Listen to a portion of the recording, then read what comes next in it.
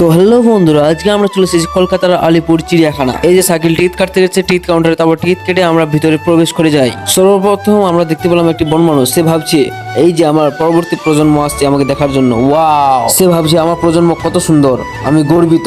তারপর অনেকক্ষণ ঘোরাঘুরি করার পর আমরা দেখতে পাই একটি বিরাট বড় কচ্ছপ, যেটা অনেকটাই বড়। আর এইটা কচ্ছপ যদি আমাদের দিকে লোকেরা পায় তো কি যে হতো আমি নিজেও জানতাম না। এই কচ্ছপ দেখে তো আমি তো রীতিমতো অবাক।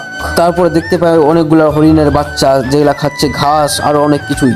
এইটা হচ্ছে সাধু জলের কুমির, অনেকক্ষণ জলে স্নান করার পর এখন রোদে ঘাস করছে। আর এই যে ভাল্লুক, জানি না কি খাচ্ছে সে। ওয়াও, দেখতে তো অনেকটাই আমার ফ্রেন্ডের মতো। তারপর চলে যাই আমরা বাঘ দেখতে।